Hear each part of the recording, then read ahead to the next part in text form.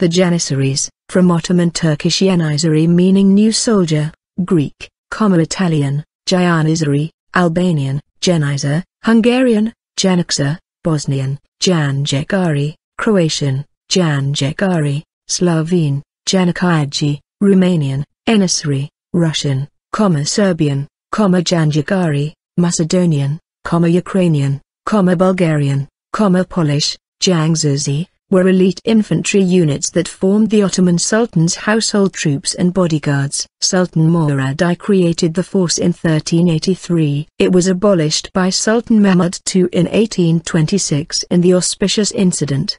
They were an elite corps whose internal cohesion was cemented by strict discipline and prevalent order. Modern historians such as Patrick Kinross date the formation of the Janissaries to around 1365, during the rule of Orhan's son Murad I, the first Sultan of the Ottoman Empire. The Janissaries became the first Ottoman standing army, replacing forces that mostly consisted of tribal warriors, ghazis, whose loyalty and morale were not always guaranteed. From the 1380s to 1648s, the Janissaries were gathered through the devşirme system, which was abolished in 1638. This was the taking, enslaving, of non-Muslim boys, notably Anatolian and Balkan Christians. Jews were never subject to devşirme, nor were children from Turkic families. In early days, all Christians were enrolled indiscriminately. Later, those from Northern Greece and Serbia were preferred. The Janissaries were kapkulu, sing. Kapkulu, door servants or slaves of the porti, neither freemen nor ordinary slaves, Turkish, kul. They were subjected to strict discipline and were the first army to wear a uniform, but were paid salaries and pensions upon retirement and formed their own distinctive social class. As such, they became one of the ruling classes of the Ottoman Empire, rivaling the Turkish aristocracy. The brightest of the Janissaries were sent to the palace institution, Induan. Through a system of meritocracy, the Janissaries held enormous power, stopping all efforts at reform of the military. According to military historian Michael Antonussi and economic historians Glenn Hubbard and Tim Kaine, the Turkish administrators would scour their regions, but especially the Balkans, every 5 years for the strongest sons of the Sultan's Christian subjects. These boys, usually between the ages of 6 and 14, were then taken from their parents and given to Turkish families in the provinces to learn Turkish language and customs, and the rules of Islam. The recruits were indoctrinated into Islam, forced into circumcision and supervised 24 hours a day by eunuchs. They were subjected to severe discipline, being prohibited from growing a beard, taking up a skill other than soldiering, and marrying. As a result, the Janissaries were extremely well-disciplined troops, and became members of the askari class, the first-class citizens or military class. Most were non-Muslims because it was not permissible to enslave a Muslim. This elite corps was second only to the Sultan in the Ottoman Empire. The Janissary system was introduced in the 14th century. It was a similar system to the Iranian Safavid, Afsharid, and Qajar-era Ghulams, who were converted Circassians, Georgians and Armenians, and in the same way as with the Ottomans' Janissaries they were initially created as a counterbalance to the tribal, ethnic and favored interests the Kizilbash gave, which make a system imbalanced. The Janissary corps was a trained and loyal group of slaves to the Sultan. In the late 16th century, a sultan gave in to the pressures of the corps and permitted Janissary children to become members of the corps, a practice strictly forbidden for the previous 300 years. They also became rent-seeking and sought protection of their special rights and advantages. According to paintings of the era, they were also permitted to grow beards. Consequently, the formerly strict rules of succession became open to interpretation. While they advanced their own power, the Janissaries also helped to keep the system from changing in other progressive ways. The Janissary corps was most responsible for the political stagnation of Greek historian Dimitri Kitsikos in his book Türkiye'nin İmparatorluğu, Turco-Greek Empire, states that many Christian families were willing to comply with the devşirme because it offered a possibility of social advancement. Conscripts could one day become Janissary colonels, statesmen who might one day return to their home region as governors, or even grand viziers or balubs, Governor-generals. Some of the most famous Janissaries include George Kastrioti Skanderbeg, an Albanian who defected and led a 20-year Albanian revolt against the Ottomans. Another was Sokalu Mehmed Pasha, a Bosnian Serb who became as Grand Vizier, served 3 sultans, and was the de facto ruler of the Ottoman Empire for more than 14 years. The Janissary Corps were distinctive in a number of ways. They wore unique uniforms, were paid regular salaries for their service, marched to music, the meta, lived in barracks and were the first corps to make extensive use of firearms. A Janissary battalion was a close-knit community, effectively the soldier's family. By tradition, the Sultan himself, after authorizing the payments to the Janissaries, visited the barracks dressed as a Janissary trooper, and received his pay alongside the other men of the 1st Division. They also served as policemen, palace guards, and firefighters during peacetime. The Janissaries also enjoyed far better support on campaign than other armies of the time. They were part of a well-organized military machine, in which one support corps prepared the roads while others pitched tents and baked the bread. Their weapons and ammunition were transported and resupplied by the Serbesi Corps. They campaigned with their own medical teams of Muslim and Jewish surgeons, and their sick and wounded were evacuated to dedicated mobile hospitals set up behind the lines.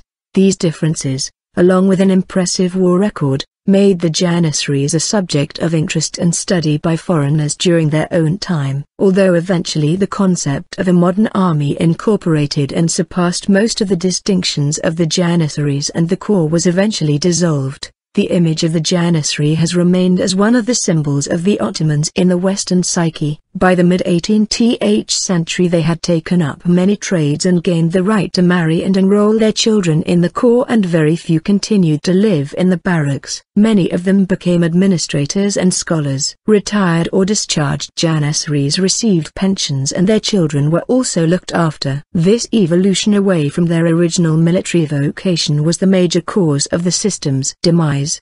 The first Janissary units were formed from prisoners of war and slaves, probably as a result of the Sultan taking his traditional 1/5 share of his army's plunder in kind rather than cash. Initially the recruiters favored Greeks and Albanians. As borders of the Ottoman Empire expanded, the devşirme was extended to include Bulgarians, Croats, Serbs, Armenians, and later, in rare instances, Romanians, Georgians, Poles, Ukrainians, and southern Russians. The Janissaries first began enrolling outside the devşirme system during the reign of Sultan Murad III, 1574–1595. According to economic historians Glenn Hubbard and Tim Kaine, the system of devşirme recruitment declined rapidly after 1827 under the rule of Mahmud II and the slaughter of thousands of Janissaries in their barracks. After this period, volunteers were enrolled, mostly of Turkish origin. By 1683,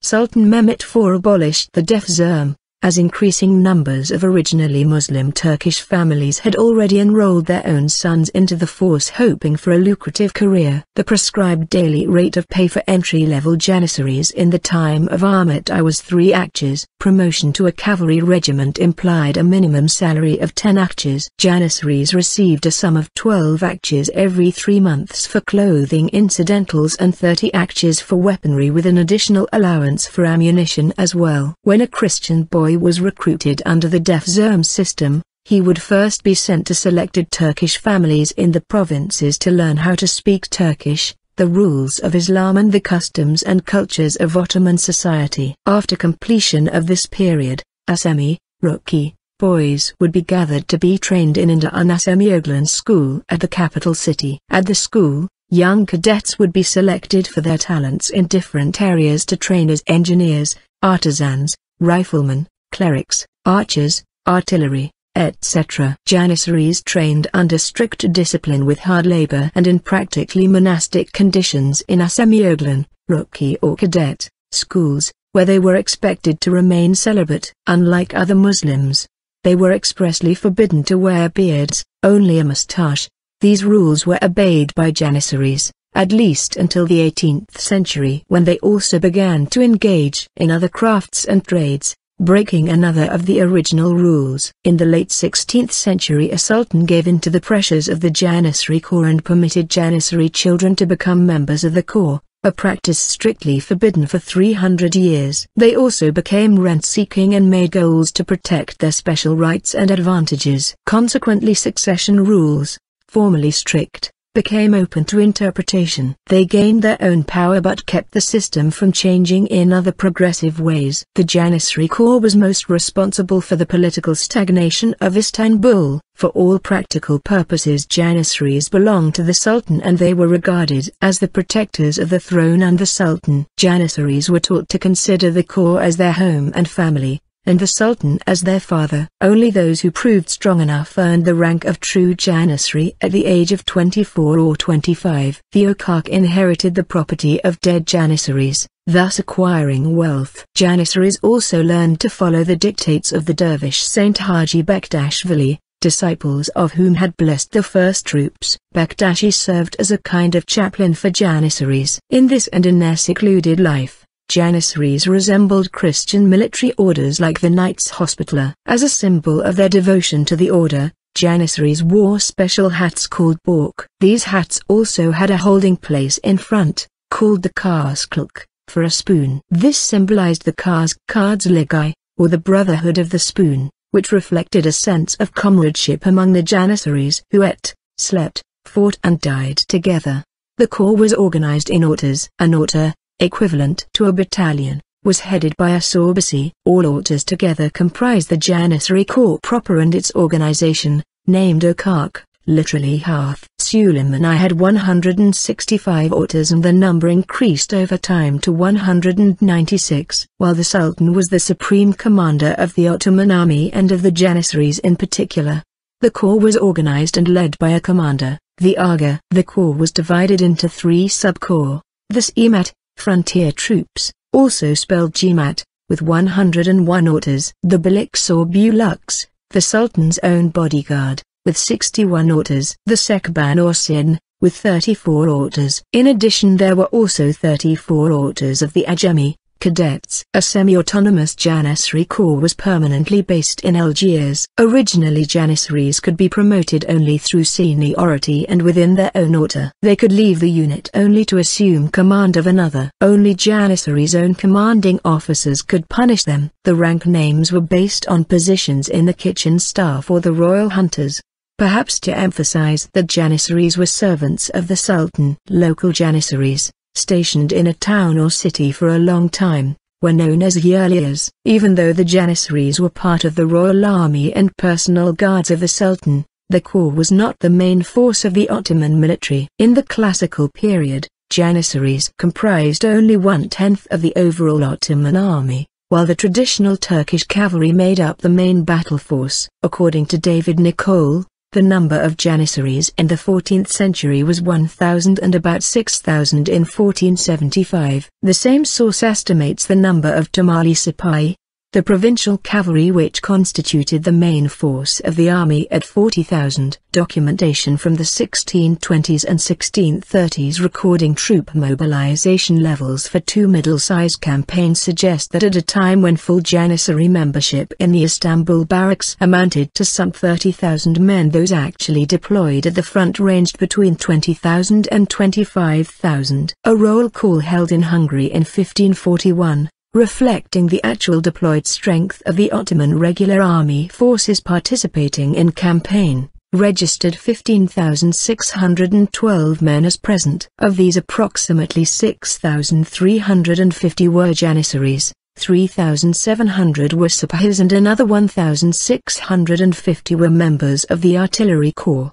The remaining 1/4, roughly 4,100 men, were mostly non-combatants. Information for the year 1660, when the only active front was in Transylvania, siege of Varat, Oradia, in July, August, indicates 18,013 actives out of a total Janissary enrollment of 32,794. It does not follow from the fact that 18,000 Janissaries were present for salary distributions in the field that even they took a very active role in the fighting. During the initial period of formation, Janissaries were expert archers, but they began adopting firearms as soon as such became available during the 1440s. The siege of Vienna in 1529 confirmed the reputation of their engineers, for example sappers and miners. In melee combat they used axes and keelers. Originally in peacetime they could carry only clubs or daggers, unless they served as border troops. Turkish yatagan swords were the signature weapon of the Janissaries, almost a symbol of the core. Janissaries who guarded the palace,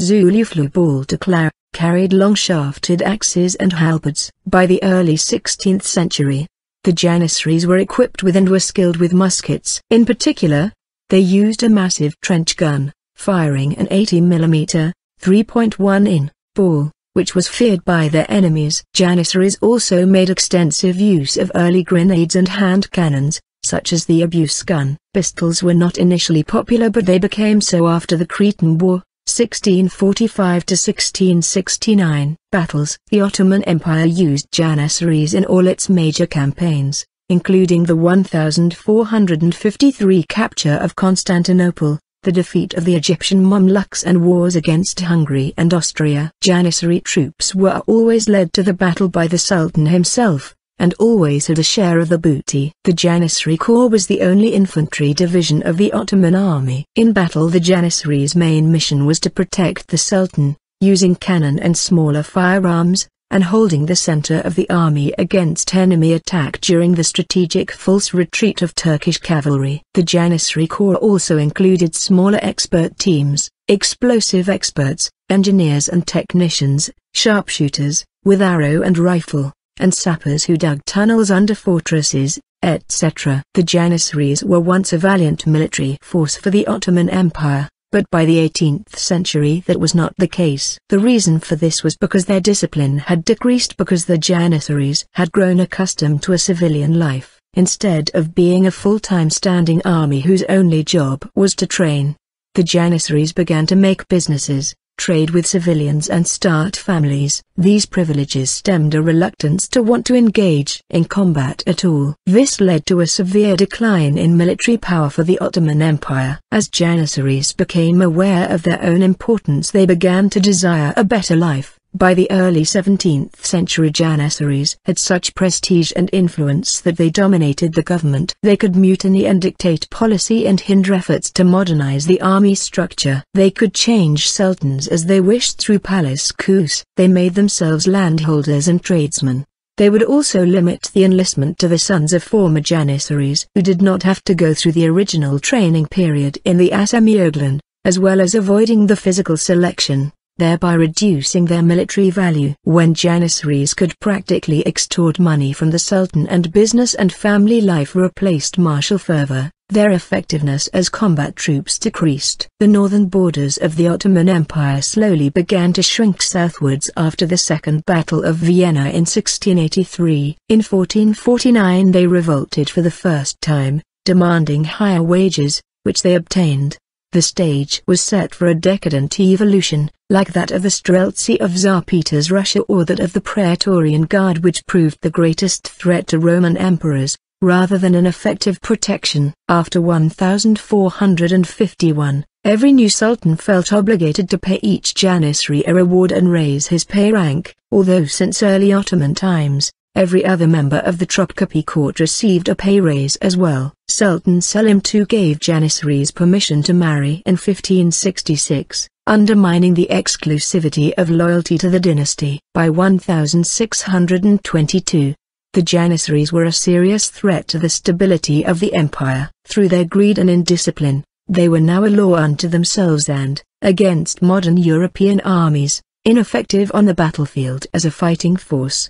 In 1622, the teenage Sultan Osman II, after a defeat during war against Poland, determined to curb Janissary excesses and outraged at becoming subject to his own slaves tried to disband the Janissary Corps, blaming it for the disaster during the Polish War. In the spring, hearing rumors that the Sultan was preparing to move against them, the Janissaries revolted and took the Sultan captive, imprisoning him in the notorious Seven Towers.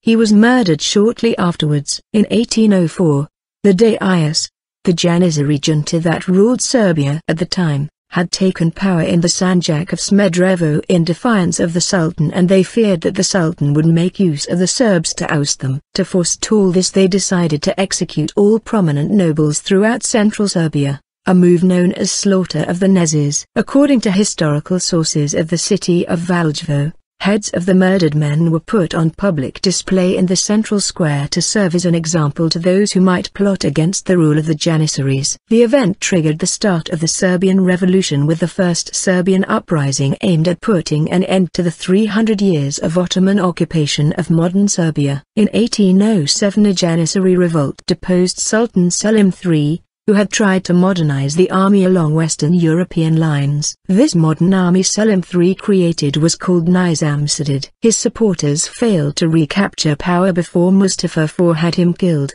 but elevated Mahmud II to the throne in 1808. The Janissaries killed Selim III based off their own accusations that the Sultan failed respect the religion of Islam. When the Janissaries threatened to oust Mahmud II, he had the captured Mustafa executed and eventually came to a compromise with the Janissaries. Ever mindful of the Janissary threat, the Sultan spent the next years discreetly securing his position. The Janissaries' abuse of power, military ineffectiveness, resistance to reform and the cost of salaries to 135,000 men, many of whom were not actually serving soldiers, had all become intolerable. By 1826, the Sultan was ready to move against the Janissary in favor of a more modern military. Historian Patrick Kinross suggests that Mahmud II incited them to revolt on purpose, describing it as the Sultan's coup against the Janissaries. The Sultan informed them, through a fatwa, that he was forming a new army, organized and trained along modern European lines. As predicted, they mutinied, advancing on the Sultan's palace. In the ensuing fight, the Janissary barracks were set in flames by artillery fire, resulting in 4,000 Janissary fatalities. The survivors were either exiled or executed, and their possessions were confiscated by the Sultan. This event is now called the Auspicious Incident. The last of the Janissaries were then put to death by decapitation in what was later called the Blood Tower, in Thessaloniki. The military music of the Janissaries was noted for its powerful percussion and shrill winds combining kos, giant timpani, davul, bass drum, zurna, a loud shawm, nafa, or boru, natural trumpet, sevgan bells, triangle, a borrowing from Europe, and cymbals, zil, among others. Janissary music influenced European classical musicians such as Wolfgang Amadeus Mozart and Ludwig van Beethoven, both of whom composed music in the alla turca style. Mozart's Piano Sonata in A major, K. 331, c. 1783, Beethoven's Incidental Music for the Ruins of Athens, Opus 113, 1811, and the final movement of Symphony No. 9, although the Beethoven example is now considered a march rather than a liturka. Sultan Mahmud II abolished the Meta Band in 1826 along with the Janissary Corps. Mahmud replaced the Meta Band in 1828 with a European-style military band trained by Giuseppe Donizetti. In modern times, although the Janissary Corps no longer exists as a professional fighting force, the tradition of Meta music is carried on as a cultural and tourist attraction. In 1952, the Janissary military band, Metaran, was organized again under the auspices of the Istanbul Military Museum. They have performances during some national holidays as well as in some parades during days of historical importance. For more details, see Turkish music, style, and Meta.